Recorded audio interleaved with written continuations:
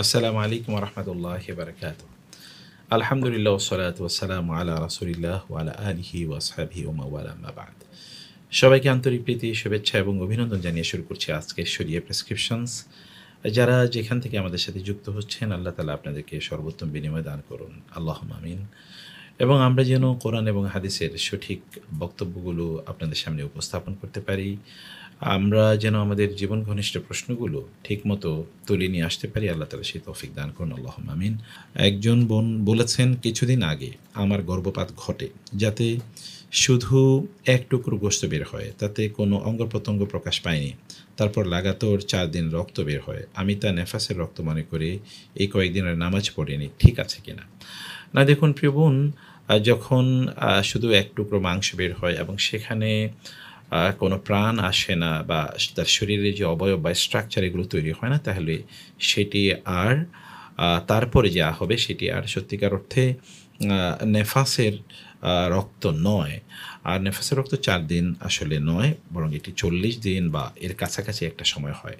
তো আপনাকে দেখতে হবে যে আপনার যেই রক্ত বের হয়েছে, যেটি আপনি বলছেন, এটা তার আগে কতদিন আগে মূলত আপনার রক্ত বের হয়েছে, যেটা হায়েজের রক্ত। যদি এমন হয় যে 15 দিন আগে হয়েছে, কমপক্ষে 15 দিন আগে হয়েছে, তাহলে এটা আপনার হায়েজের রক্ত হিসেবে আপনি ধরে নিতে পারেন। এখন আপনি এই কয়দিন রোজা এবং নামাজ পড়বেন না, পরে রোজা কাজা করে নেবেন, কিন্তু নামাজের কাজা করা লাগবে না। কিন্তু যদি এমন হয় যে এটি আসলে 15 দিন আগে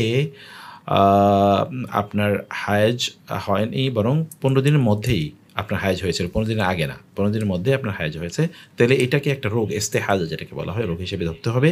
তখন আপনি সালাত আদায় করবেন ইনশাআল্লাহ।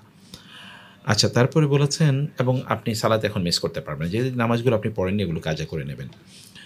তারপরে প্রশ্নটি ছিল, যদি কেউ জামাতে নামাজ পড়ার জন্যে ইমামের সঙ্গে রুকুতে যোগ দেয়, কিন্তু দাঁড়িয়ে প্রথমে তাকবীর মানে আল্লাহু আকবার না বলে সরাসরি রুকুতে চলে যায়, তাহলে কি তার নামাজ নষ্ট হয়ে যাবে কিনা? খুবই গুরুত্বপূর্ণ প্রশ্ন। আমরা যখন মসজিদে যাই, তখন আমরা দেখি যে অনেকে নামাজে যখন ইমামের সাথে গিয়ে জয়েন করেন, তখন অনেকেই তারা সেখানে গিয়েই সরাসরি তারা রুকুতে চলে যান।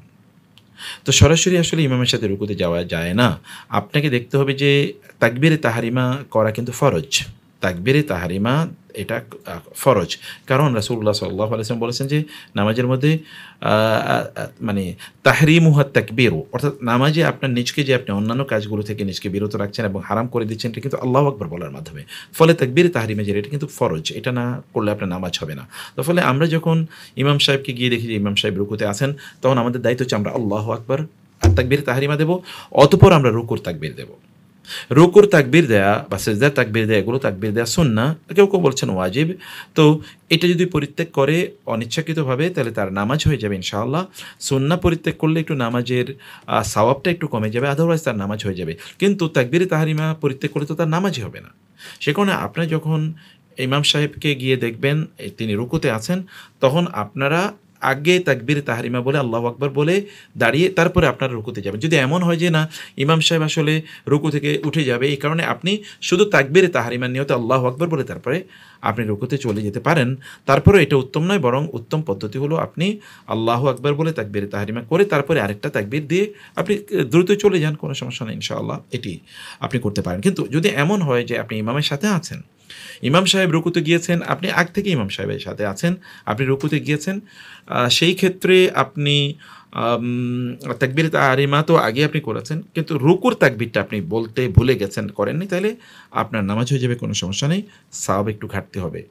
আর তৃতীয় বিষয় হচ্ছে যে অনেকে যেটা করেন যে ইমাম সাহেব তিনি নামাজের মধ্যে আছেন, যেমন তিনি গিয়ে দেখেছেন ইমাম সাহেব সেজদার মধ্যে আছেন, তখন তারা কি করেন, সেখানে গিয়ে তারা অপেক্ষা করেন সেজদা থেকে কখন ইমাম সাহেব উঠবে, অথবা বৈঠকে আছেন ইমাম সাহেব, কখন তিনি বৈঠকে উঠবেন, তারপরে দাঁড়ালে তার সাথে নামাজে জয়েন করবে না। এটা একটা ভুল পদ্ধতি। রাসূলুল্লাহ সাল্লাল্লাহু আলাইহি ওয়াসাল্লাম বলেছেন, তোমরা ইমাম সাহেবকে যে অবস্থায় পাবে সে অবস্থায় তোমরা তার সাথে জয়েন করবে। ফামা ফাতাকুম ফাতিম্মু মানে আর তোমরা যা পেয়েছো ফামা ওয়াজাত্তুম ফাসাল্লু ওয়া মা ফাতাকুম ফাতিমু, তোমাদের যতটুকু পেয়েছো ততটুকু তোমরা পড়ো, আর যতটুকু তোমাদের ফৌত হয়ে গেছে ততটুকু তোমরা আবার পূর্ণ করে নাও। রাসূলুল্লাহ সাল্লাল্লাহু আলাইহি ওয়াসাল্লাম তা বলেছেন। তো ফলে আমরা ওইখানে গিয়ে দাঁড়িয়ে থাকা, আপনার একটা সিজদাও তো কবুল হয়ে যেতে পারে এবং সেটি আপনার মুক্তির ওয়াসিলা হয়ে যেতে পারে। এ কারণে নামাজের কোনো অংশই আপনি পরিত্যাগ করবেন না ইনশাআল্লাহ। কোনো বিশ্ববিদ্যালয় ক্যাম্পাসে শুধু জুমার নামাজ আদায় করা যাবে কি না, যদি সেখানে আর কোনো নামাজ না হয় অথবা কোনো স্থায়ী মসজিদ না থাকে? দেখুন, একটা বিউটিফুল কোয়েশ্চেন আমাদের কাছে অনেকেই এই জাতীয় প্রশ্ন করে থাকেন যে কোনো বিশ্ববিদ্যালয় ক্যাম্পাসে অথবা কলেজের ক্যাম্পাসে বা স্কুলের প্রেমিসে যেখানে অনেক স্টুডেন্টরা সেখানে থাকেন, কিন্তু সেখানে কোনো মসজিদ নাই, সেখানে কোনো স্থায়ী মসজিদও নাই অথবা মসজিদে জামেও সেখানে নাই, এই জাতীয় জায়গায় শুধু জুমার নামাজের আয়োজন করা যাবে কি না? হ্যাঁ, এই জাতীয় জায়গায় জুমার নামাজ আয়োজন করা যাবে। রাসূলুল্লাহ সাল্লাল্লাহু আলাইহি ওয়াসাল্লাম এরকম একটা উপত্যকায় তিনি জুমার নামাজ আদায় করেছেন যেখানে আগে কোনো স্থায়ী মসজিদও ছিল না অথবা যেখানে নামাজের ডেজিগনেটেড কোনো প্লেসও নাই। আর আব্দুল্লাহ ইবনে ওমর রাদিয়াল্লাহু তাআলা আনহু বাহরাইনের লোকদেরকে লক্ষ্য করে বলেছিলেন, জাম্মিউ হাইসুমা কুনতুম, তোমরা যেখানেই থাকো না কেন সেখানেই তোমরা জুমার নামাজ আদায় করো। ফলে অথেন্টিক এই বক্তব্যগুলোর কারণে আপনি যেখানেই পারেন সেখানে আপনি জুমার নামাজ আদায় করে নিতে পারেন ইনশাআল্লাহ। জুমার নামাজের অনেকগুলো শর্ত আছে।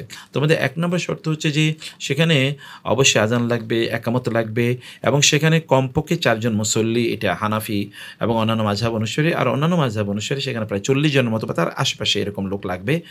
আর সেখানে খুতবা দেয়া লাগবে, খুতবা, কারণ খুতবা কিন্তু শর্ত জুমার নামাজের জন্য। অতএব আগে খুতবা দিতে হবে, খতিব সেখানে থাকবেন, ইমাম থাকবেন। এই সিস্টেমগুলো যদি আপনি মেনটেন করেন তাহলে করতে পারেন। কিন্তু যদি এমন হয় যে ধরুন আপনার পাশে বড় মসজিদ আছে, তাহলে সেই ক্ষেত্রে আপনি মসজিদকে অ্যাভয়েড করে কেবল ক্যাম্পাসে নামাজ আদায় করা, এটি ইসলামী শরিয়া সমর্থন করে না, এটা দিন সমর্থন করে না। কারণ জামাত অনেক বড় করাকে দিন উৎসাহিত করে, খণ্ড খণ্ড ছোট ছোট জামাতে বিভক্ত হয়ে যাওয়াকে ইসলাম উৎসাহিত করে না। আচ্ছা, অসুস্থ অবস্থায় যদি কারো হুঁশ জ্ঞান থাকে তবে মাথার ইশারাও নামাজ আদায় করার সক্ষমতা না থাকে, তার উপর নামাজের হুকুম কি? দেখুন, যদি তার অসুস্থ অবস্থায় তার যদি হুঁশ থাকে আর যদি হুঁশ আছে তার, কিন্তু ইশারায়ও তিনি আসলে নামাজ আদায় করতে পারেন না, মানে তাকে বোঝানোই যায় না এটা, তাহলে তো এক ধরনের বেহুশ অবস্থায় তিনি আছেন।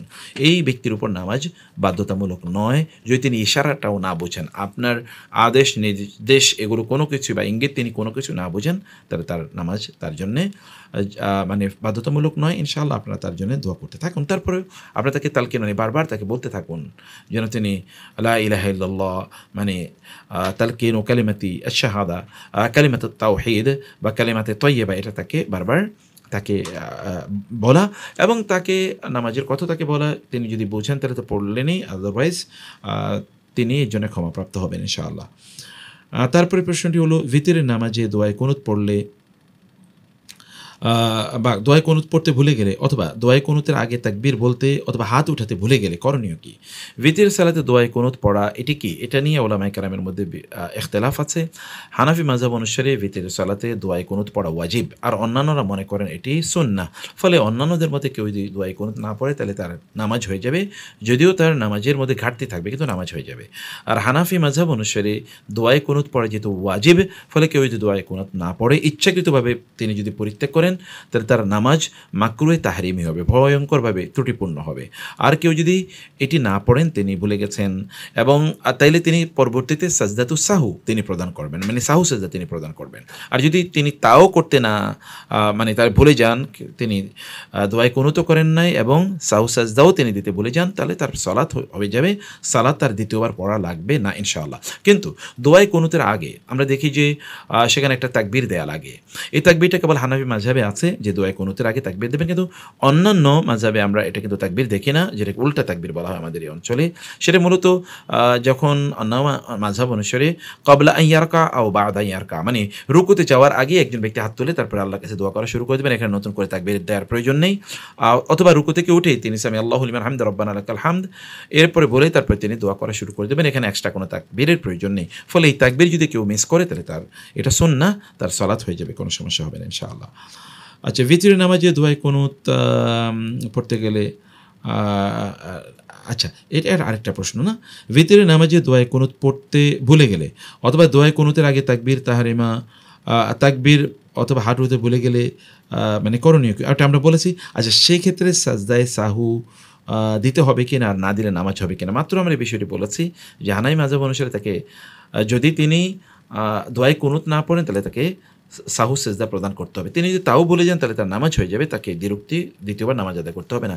কিন্তু ওই যে দোয়ায়ে কুনুতের জন্য আগেই যে তাকবীর বলা, আল্লাহু আকবার বলে তাকবীর দেয়া, তারপরে তিনি সেখানে দোয়ায়ে কুনুত পড়া, সেখানে আল্লাহুম্মা হদিনি ফিমান হাদাইত অথবা আল্লাহুম্মা ইন্না নাস্তাঈনুকা ওয়া নাস্তাগফিরুকা, এই দোয়া পড়ার আগে যে তাকবীর দেয়া হয়, তাকবীরটি দেয়া কারো কারো মতে সুন্নত, কারো মতে এই তাকবীর দেওয়ার প্রয়োজন নেই। তার ফলে যারা সুন্নত বলেছেন তাদের ভিত্তিতেও, তাদের মতামতের ভিত্তিতেও এখানে তাকবীর না দিলেও তার সালাত হয়ে যাবে ইনশাআল্লাহ। এরপরের প্রশ্নটি হলো যে বিনা ওজরে মুখ ঢেকে নামাজ আদায় করা যাবে কিনা। দেখুন রাসূলুল্লাহ সাল্লাল্লাহু আলাইহি ওয়াসাল্লাম, এটা আবু দাউদ এবং অন্যান্য হাদিস গ্রন্থে এসছে, নাহা রাসূলুল্লাহ সাল্লাল্লাহু আলাইহি ওয়াসাল্লাম আনিস সাদরি ফিস সালাতি ওয়া আন ইউখাম্মিরা আর-রাজুলু ওয়াজহাহু, যে একজন ব্যক্তি নামাজের মধ্যে তিনি ইচ্ছাকৃতভাবে মুখ ঢেকে রাখাটাকে আল্লাহ রাসূল সাল্লাল্লাহু আলাইহি ওয়াসাল্লাম নিষেধ করেছেন। এমনকি তিনি যদি তার কাপড়টাকে একেবারে ঢেলে দিয়েছেন, মানে এমন যে দুই কাঁধের উপর একটা কাপড় রেখে তারপরে কাপড়টাকে ছেড়ে দিয়েছেন, এইরকম কাপড় ছেড়ে দেওয়াটাকেও আল্লাহ রাসূল সাল্লাল্লাহু আলাইহি ওয়াসাল্লাম অপছন্দ করেছেন এবং এটা নিষেধ করেছেন। ফলে অপ্রয়োজনে, যেমন ধরুন আপনার প্রয়োজন আছে মাস্ক, যেমন এখানে প্রচুর পরিমাণ ডাস্ট আছে, অথবা ধরুন আপনি খুবই হাঁপানির রোগী, সেখানে যে এসির বাতাস বা ইত্যাদি আছে এগুলোতে আপনার ক্ষতি হচ্ছে, অন্যান্য কোনো কিছু, অথবা ধরুন করোনা ভাইরাসের কথা আমরা বলছি, এরকম সময় কেউ যদি মুখ ঢেকে রাখে, যার লিগাল এক্সকিউজ আছে, মানে দরুরা তার আছে, সেক্ষেত্রে দরুরা তো তুবিহুল মাহজুরাত, অর্থাৎ প্রয়োজনের কারণে এটি তখন তার জন্য জায়েজ হয়ে যাবে ইনশাআল্লাহ। আচ্ছা, এর মধ্যে আমাদের তারপরে যে প্রশ্ন আছে, আমরা একটু প্রশ্নটা দেখি। অনেকগুলো প্রশ্নের মধ্যে এসছে আমাদের কাছে। ওকে, এর মধ্যে আমরা প্রশ্নটা একটু নিয়ে নিই কাইন্ডলি ইনশাআল্লাহ। সোশ্যাল মিডিয়াতে আমাদের কাছে অনেকেই যে প্রশ্নগুলো এখনও চলে এসে, এরকম কিছু প্রশ্নের একটু উত্তর আমরা দিয়ে রাখি। বলেছেন যে সিরাজুল ইসলাম বলেছেন, কেউ যদি অনিচ্ছাকৃতভাবে বাধ্য হয়ে সুদের ঋণ নিয়ে থাকে, সেক্ষেত্রে তার জন্য বিধান কী এবং করণীয় কী? আর যদি কর্জে হাসানা না পেয়ে তখন করণীয় কী? পরিস্থিতি যদি এমন হয় যে চিকিৎসা করানোর মতো পরিস্থিতি নেই। দেখুন সিরাজুল, কেউ যদি বাধ্য হয়, ফামানিত্তুর গায়রা বাগিন ওয়ালা আদিন ফালা ইসমা আলাইহি, কেউ যদি বাধ্য হন তাহলে আল্লাহ তাআলা তাকে ক্ষমা করে দেবেন বলে আল্লাহ সুবহানাহু ওয়া তাআলা বলেছেন, ফালা ইসমা আলাইহি। আর বাধ্যবাধকতা এটা আসলে কে নির্ধারণ করবে? এটা নির্ধারণ করবে শরিয়ার কোনো একজন বিশেষজ্ঞ। আপনার শরিয়ার বিশেষজ্ঞের কাছে যান এবং তাকে গিয়ে বলুন যে এরকম একটা সিচুয়েশনে লাগবে কি না। আদারওয়াইজ আমরা অনেকে তো লাক্সারি করার জন্য, যেমন আপনি গাড়ি কিনবেন, বাড়ি কিনবেন, ইত্যাদির জন্য কিন্তু আমরা লোন নেই, ঋণ নেই। এটা তো আল্লাহ রাসূল আমাদেরকে উৎসাহিত করেন। আর সুদে নেওয়া তো হারাম, একে পরিপূর্ণভাবে হারাম। সেক্ষেত্রে আপনাদেরকে অবশ্যই জিনিসটা আপনাদেরকে ভালো করে বুঝতে হবে।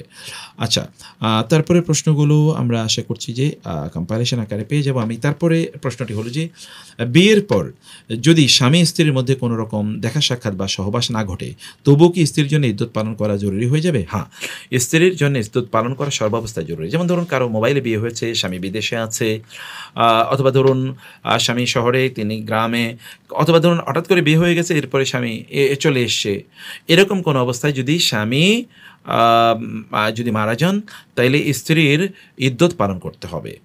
কতদিন ইদ্যত পালন করতে হবে? তাকে 4 মাস 10 দিন ইদ্যত পালন করতে হবে। কোরআন আল্লাহ তাআলা বলেছেন, ওয়াল্লাযীনা ইয়াতাওয়াফাউনা ওয়া ইয়াযারুনা আযওয়াজান, তাইলে ইয়াতারাব্বাসনা বিআনফুসিহিন্না আরবাআতা আশহুরিন ওয়া আশরা। যদি কোনো স্বামী মারা যান এবং তার স্ত্রীকে রেখে যান, তাহলে তার স্ত্রী সেখানে 4 মাস 10 দিন ইদ্যত পালন করবেন।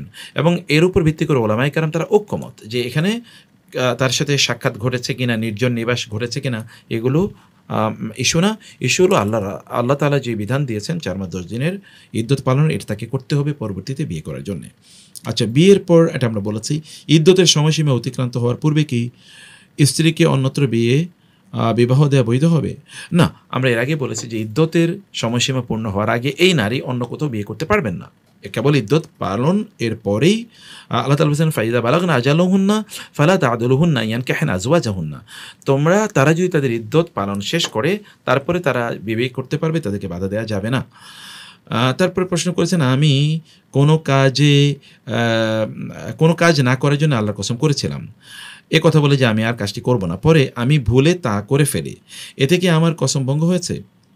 অবশ্যই আপনার কসম ভঙ্গ হয়েছে। যেহেতু আপনি আল্লাহর নামে শপথ করে বলেছেন, অতএব আপনার কাফফারাতুল ইয়ামিন অর্থাৎ আপনার শপথ ভঙ্গের কাফফারা আপনাকে প্রদান করতে হবে। সেক্ষেত্রে আপনি যেটি করতে হবে তা হলো যে ৩ দিন রোজা রাখা বা ১০ জন মিসকিনকে খাদ্য প্রদান করা, অথবা ১০ জন মিসকিনকে জামা কাপড় প্রদান করা, অথবা একটা ক্রীতদাসকে মুক্ত করে দেয়। ক্রীতদাসের পথে যেহেতু এখন নাই, আপনি ৩ দিন রোজা রাখবেন অথবা ১০ জন মিসকিনকে খাদ্য দিয়ে দেবেন। আচ্ছা, তিনি তারপরে আরেকটা প্রশ্ন আছে অবশ্য সম্পূরক। তিনি বলেছেন, ছোট বা নাবালক অবস্থায় যদি কেউ কসম করে তাইলে এই কসমের বিধান কি? দেখুন, নাবালক অবস্থায় যে কসম করে, নাবালকের উপর তো সত্যিকার অর্থে শরিয়ার হুকুম কায়েম হয় না। ফলে নাবালক অবস্থায় কেউ যদি কোনো শপথ করে থাকে তাইলে এটার জন্য তার কোনো বাধ্যবাধকতা নাই ইনশাআল্লাহ। তবে সেক্ষেত্রে তার পিতামাতা তাকে প্রশিক্ষিত করবে যে নাবালক অবস্থায় এমন কাজ করতে নাই। এরপরের প্রশ্নটি হলো, ইমাম সাহেব সিজদায় থাকাকালে নতুন মুসল্লি আসলে কি সঙ্গে সঙ্গে তাকবীর বলে সিজদায় শরিক হওয়া উচিত, নাকি দাঁড়িয়ে থেকে ইমামের পরবর্তী রাকাত শুরু হওয়ার জন্য অপেক্ষা করব?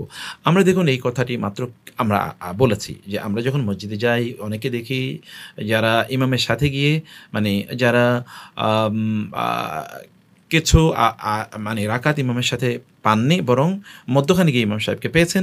এই জায়গায় আমরা গিয়ে দেখি অনেকেই ইমাম সাহেব রুকুতে আছেন বা সিজদায় আছেন অথবা তিনি বৈঠকে আছেন, অনেকে গিয়ে দাঁড়িয়ে থাকেন। ইমাম সাহেব কখন দাঁড়াবেন তারপরে তিনি অংশগ্রহণ করবেন না, এটি সুন্নাহ বিরোধী। আপনি যেখানে ইমাম সাহেবকে যে অবস্থায় পাবেন সেই অবস্থায় ইমাম সাহেবের সাথে আপনি জয়েন করবেন। রাসূল সাল্লাল্লাহু আলাইহি ওয়াসাল্লাম বলেছেন, ইযা আতা আহাদুকুম আস-সালাতা ওয়াল ইমামু আলা হালিন ফালিয়াসনা কামা ইয়াসনা আল ইমামু। যখন তোমাদের কেউ মসজিদে আসবে, ইমামকে যে অবস্থায় পাবে সেই কাজটি করবে। এবং রাসূল সাল্লাল্লাহু আলাইহি ওয়াসাল্লাম বলেছেন, ইযা জিতুম ইলা সলাতি ওয়া নাহনু সুজুদুন ফাসজুদু। যখন তোমরা আসবে দেখবে যে আমরা সিজদারত, তখন তোমরা আমাদের সাথে সিজদায় অংশগ্রহণ করবে। ওয়ালা তাউদ্দুহা রাকআতান, তোমরা এটাকে রাকাত মনে করবে না। ওয়ামান আদরাকা রাকআতা ফাকাদ আদরাকা সলাতা, কারণ কেউ যদি রুকু পেয়ে যায় তাহলে কি সে সালাত পেয়ে যাবে, রুকু পেলেই সালাত পেয়ে যাবে। কিন্তু রুকু না পেলে তিনি যেখানে ইমাম সাহেবকে পাবেন সেখানে তিনি ইমাম সাহেবের সাথে জয়েন করবেন। তারপরে প্রশ্নটি হলো, মাইয়েতকে দাফন করার পর মুসল্লিরা কবরের পাশে দাঁড়িয়ে তার জন্য দোয়া করতে থাকে, দাফনের পর এভাবে দোয়া করা কি শরিয়া সম্মত এবং এই দোয়াটি কি সম্মিলিতভাবে করা যায় কিনা? সুবহানাল্লাহ, কোনো একজন মৃত ব্যক্তি আর তাকে দাফন কাফন করার পর সেখানে যদি কেউ দাঁড়িয়ে তার জন্য দোয়া করে তাহলে এটা শরিয়া সম্মত। সহিহ হাদিসে এসেছে রাসূলুল্লাহ সাল্লাল্লাহু আলাইহি ওয়াসাল্লাম তিনি যখন ইদা ফারাগা মিন দফনিল মাইয়িতি ওয়াকাফা আলাইহি, তিনি কোন একজন মৃতকে দাফন কাফন করার পর সেখানে তিনি দাঁড়াতেন। ফাকরে তিনি বলতেন, ইস্তাগফিরু লি আখিকুম ওয়াসআলু লাহু তাসবিতা ফাইন্নাহু আল-আন ইউসআলু। তোমরা তোমাদের এই ভাইয়ের জন্য আল্লাহর কাছে ক্ষমা চাও এবং তার জন্য দোয়া করো, আল্লাহ তাআলা যেন ফেরেশতাদের প্রশ্নের মুখে তাকে সুদৃঢ় রাখেন, কারণ সে এখন জিজ্ঞাসিত হচ্ছে। অতএব এটি আপনি করতে পারেন। আর আপনারা জানেন যে ওই যে তাবুকের যুদ্ধে একজন সাহাবী তিনি মারা গিয়েছিলেন উহুদের যুদ্ধে, এবং বিখ্যাত এই সাহাবী, তারকে জুল মাজদাইন বা এরকম, আমি এখনই নামটা ভুলে গেছি, সেই সাহাবীকে রাসূল সাল্লাল্লাহু আলাইহি ওয়াসাল্লাম কবরস্থ করলেন। এরপরে তিনি তার জন্য দোয়া করলেন এবং দোয়া করে তিনি বললেন, আল্লাহুম্মা ইন্নী আমসাইতু আলাইহি, আল্লাহুম্মা ইন্নী আমসাইতু আনহু রাদিয়ান ফারদি আনহু। হে আল্লাহ, আমি জুল বাজাদাইন তার নাম, জুল বাজাদাইনকে রাসূল সাল্লাল্লাহু আলাইহি ওয়াসাল্লাম কবরস্থ করার পর তারপরে বলেন, হে আল্লাহ, আমি সন্ধ্যা পর্যন্ত তার উপর সন্তুষ্ট ছিলাম, অতএব আপনি তার প্রতি সন্তুষ্ট থাকুন।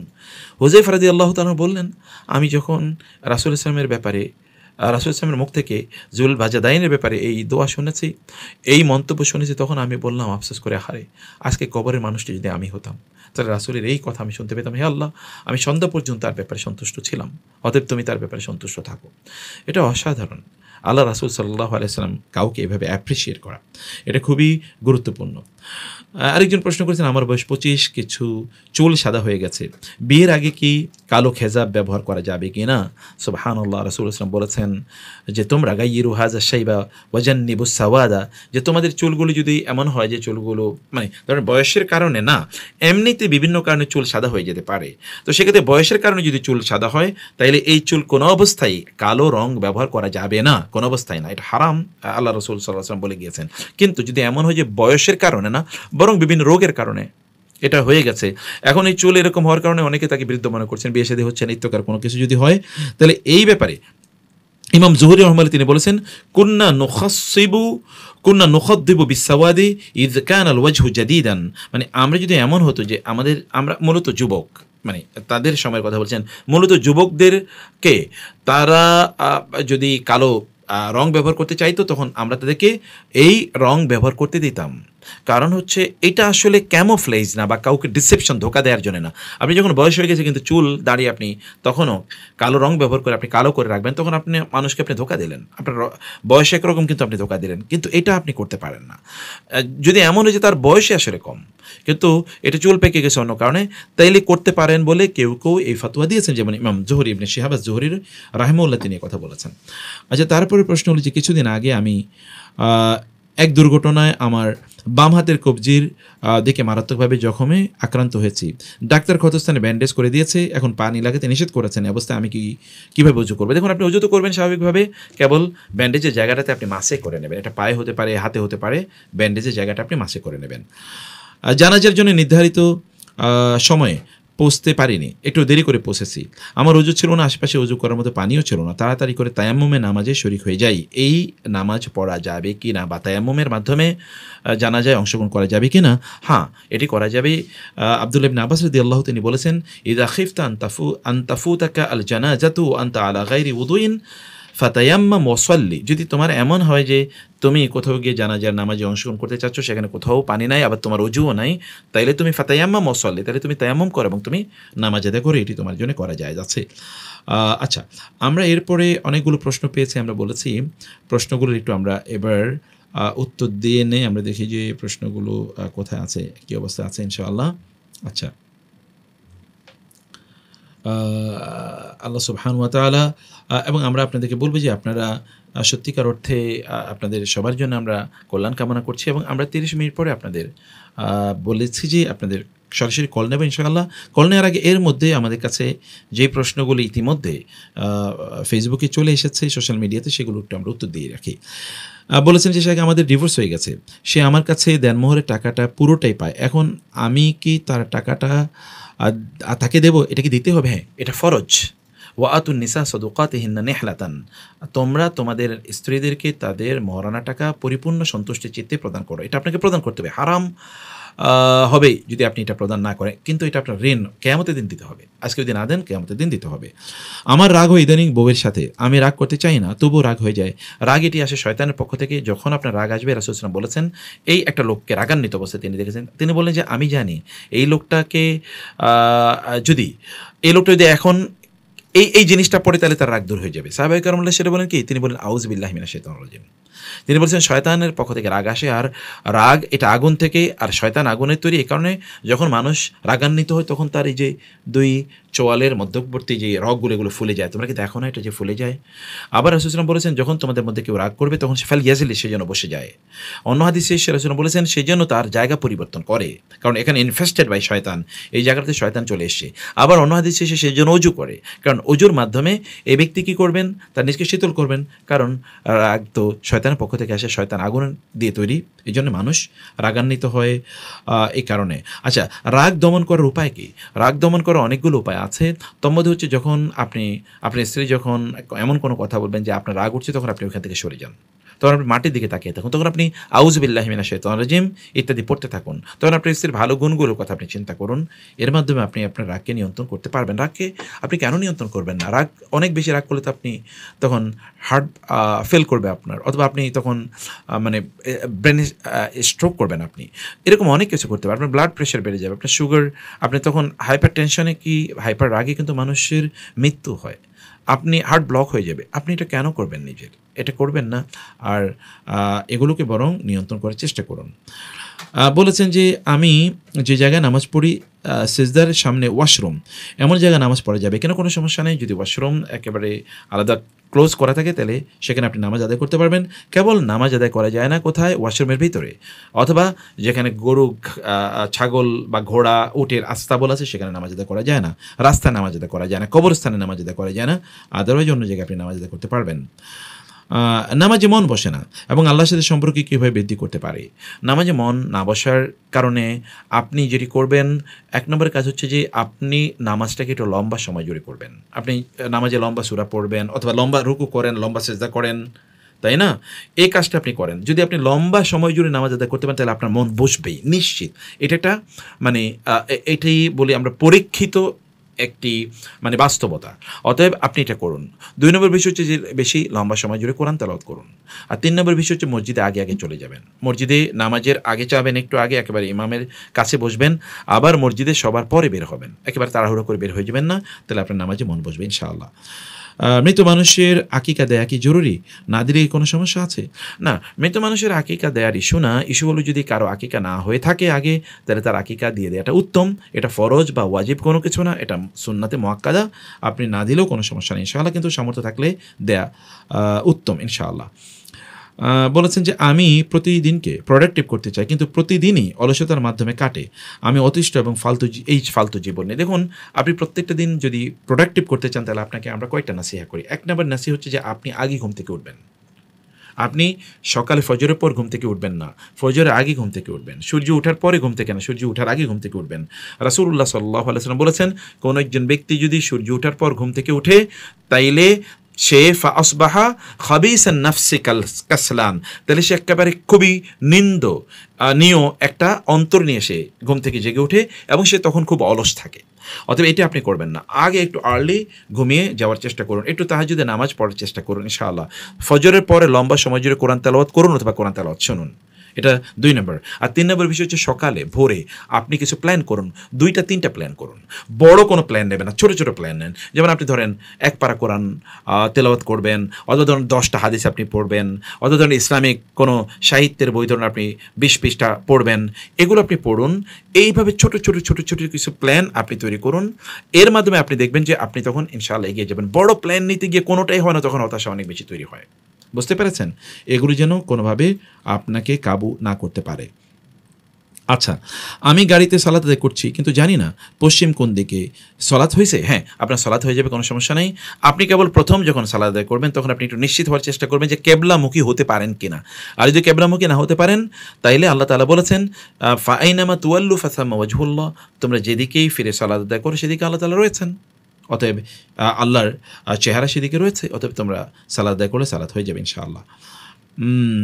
আমি এক জানাজায় উপস্থিত ছিলাম। জানাজার ইমাম সাহেব বলেন, মৃত ব্যক্তিকে যদি ৪০ জন লোক ভালো বলে সে নাকি নাজাত পাবে। হাদিসটি কি সহিহ? হ্যাঁ, হাদিসটি সহিহ। রাসূলুল্লাহ সাল্লাল্লাহু আলাইহি ওয়াসাল্লাম বলেছেন, মৃত ব্যক্তিকে ৪০ জন না, মানে এটা যদি তার ৪০ জন এমন ব্যক্তি তার জানাজায় অংশগ্রহণ করেছে যারা কোনোদিন শিরক করে নাই, তাইলে এই মৃত ব্যক্তির ব্যাপারে ৪০ জন যা বলবে আল্লাহ তাআলা তা কবুল করে নেবেন। কিন্তু আপনাকে নিশ্চিত করতে হবে এই ৪০ জন তারা শিরক করেন নাই, এই ৪০ জন, এবং তারা ফেক কোনো কথা তারা বলছেন না, তাইলে কেবল হবে। এখন ৪০ জন এরকম মুওয়াহহিদ এবং তাওহীদবাদী এবং যারা শিরক করেন না, এরকম লোক আপনি নিষেধ করতে পারে তো ভালো ইনশাআল্লাহ। এবং এমন ব্যক্তিরা, যে ব্যক্তির জানাজায় উপস্থিত হবে, তিনি ভালো হওয়া ছাড়া উপায় নাই। তিনি নিশ্চয়ই এর আগে এমন ভালো কাজ করেছেন যে এমন লোকেরা তার জানাজায় উপস্থিত হয়েছে। অতএব এটা আমাদেরকে নিশ্চিত করতে হবে। কিন্তু আমরা এখন যেটা দেখি যে ইমাম সাহেব কয়েকজনকে দাঁড়িয়ে বলেন, এই লোকটা ভালো ছিল কিনা বলেন, সবাই বললো ভালো, অন্তরে কেউ কেউ মনে মনে বলে না ভালো ছিল না, আমি এমনিই বললাম আর কি। এটা তো হবে না, ভেতর থেকে তাকে এই কথা বলতে হবে এবং যিনি বলছেন তিনি সাক্ষ্য দেওয়ার মতো উপযুক্ত হতে হবে, তাইলেই কেবল এটি হতে পারে।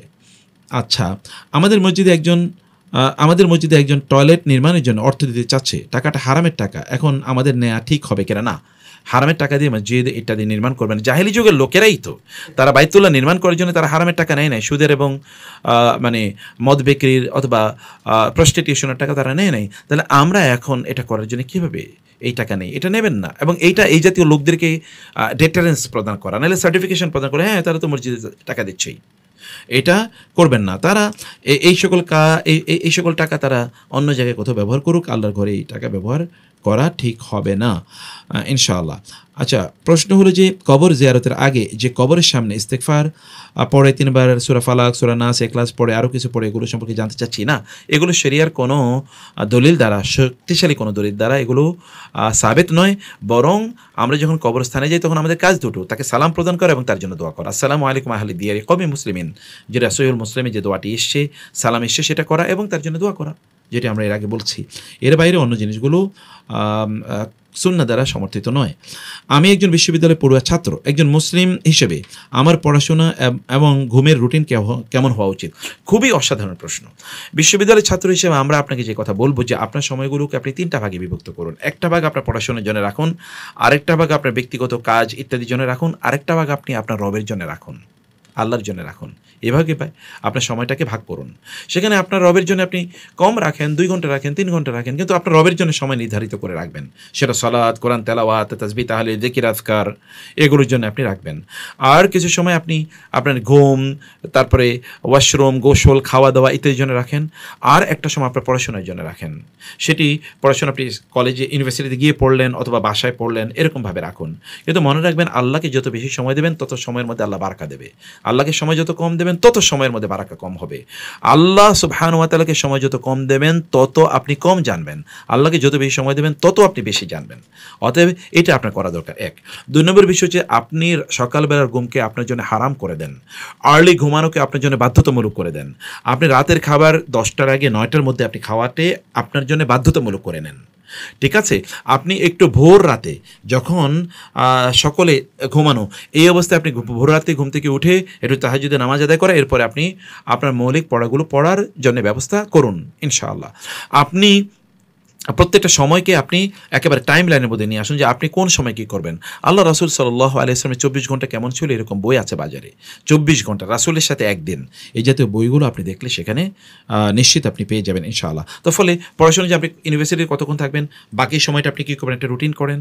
কিন্তু আপনার জন্য বাধ্যতামূলক করে নেন যে আপনি মসজিদে গিয়ে নামাজ আদায় করবেন, যদি আপনি পুরুষ হয়ে থাকেন। আর যদি নারী হয়ে থাকেন তাহলে আপনি ঘরে নামাজ আদায় করবেন, এবং এটি একেবারে আউয়াল ওয়াক্তে নির্ধারিত সময় জুড়ে, একটা লম্বা সময় জুড়ে সালাত আদায় করবেন। এগুলো নিশ্চিত করুন ইনশাআল্লাহ। আচ্ছা, চ্যাটজিপিটিকে ইসলামী কোনো প্রশ্ন করলে সেই উত্তর গ্রহণ করা যাবে কি না? না, দেখুন, চ্যাটজিপিটিকে তো আমরা এখন আল্লাহর গডের স্থানে বা আল্লাহর স্থানে নিয়ে যাচ্ছি। চ্যাটজিপিটি যা বলে এটা সত্য, এটা আপনি কীভাবে জানেন? চ্যাটজিপিটি তো বায়াস। চ্যাটজিপিটি তৈরি করেছে কে? চ্যাটজিপিটির মধ্যে যেই প্রোগ্রামিং দেয়া আছে, এই প্রোগ্রামিং যে আপনার পক্ষে তা তো না। তো ফলে চ্যাটজিপিটি অ্যাভেলেবল যে রিসোর্স আছে অনলাইনে, এগুলো থেকে নিয়ে আসে। ওই অনলাইনের আপনি হাজার হাজার ওয়েবসাইট তৈরি করেছে ইহুদি এবং খ্রিস্টানরা মুসলমানদের বিরুদ্ধে, আনসারিং ইসলাম অথবা ইসলাম অর্জ। আপনি দেখবেন যে এটা ইসলাম নামে, কিন্তু এটা আসলে ইসলাম বিরোধী। অতএব ওইখান থেকে সে তথ্য নেয়। এই তথ্য I have checked it my self, আমি নিজে অনেক দেখেছি যে বহু তথ্য বিভ্রান্তিকর। তো ফলে আপনি চ্যাটজিপিটিকে কেন জিজ্ঞেস করবেন? আপনার কি আল্লাহ সুবহানাহু ওয়া তাআলা নাই? আল্লাহ বলেছেন ফাসআলু আহলা যিকরি, যারা আল্লাহর জিকির করে অথবা যারা কোরআন বুঝে, যারা হাদিস বুঝে, তাদেরকে আপনি জিজ্ঞেস করুন।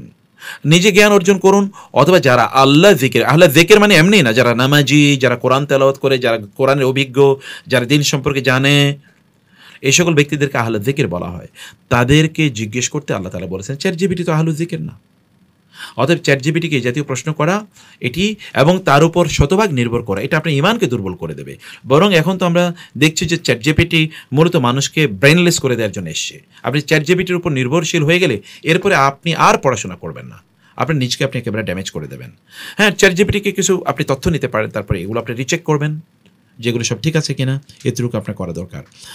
মোহতারাম, পশ্চিমা বিশ্বে যারা ফুড ডেলিভারি কাজ করে তাদের বেশিরভাগ ক্ষেত্রে হারাম ফুড সার্ভ করতে হয়, কিন্তু অর্ডার কনফার্ম করার আগ পর্যন্ত সেটি বোঝা যায় না হারাম নাকি হালাল।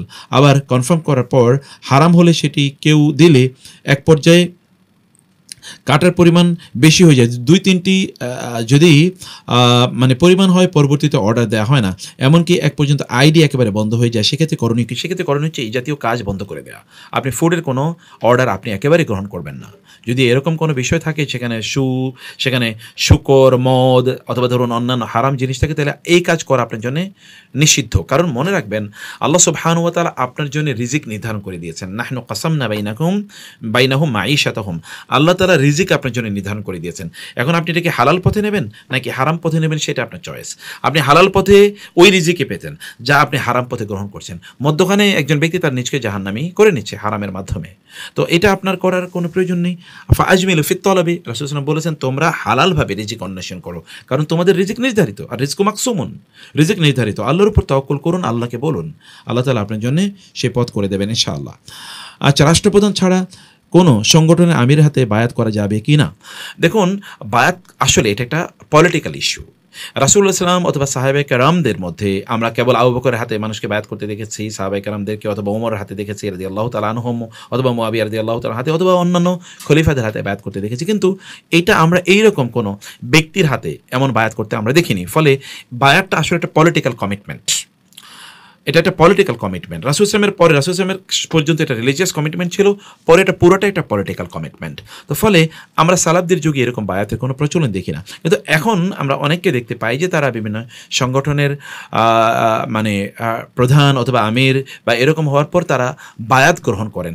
এই বায়াতটা কতটুকু শরিয়া সম্মত? আমরা বলছি যে 1 নম্বর ইস্যুটা হচ্ছে পলিটিক্যাল ইস্যু, এটা 2 নম্বর হচ্ছে তারপরে কেউ যদি কাউকে ডেকে বলে যে ঠিক আছে তুমি আমার সাথে এই কমিটমেন্টে আসো যে তুমি দিন এভাবে এভাবে দিন এর কাজ করবা, এর বাইরে তুমি করবা না, এমন একটা কমিটমেন্ট কেউ যদি নিতে চায় তাহলে সেটা নিতে পারে, কিন্তু এটা যেন রাসূলের সিস্টেম একেবারে বায়াতের মতো না হয়, তাহলে এখানে বেদাত হওয়ার সম্ভাবনা আছে।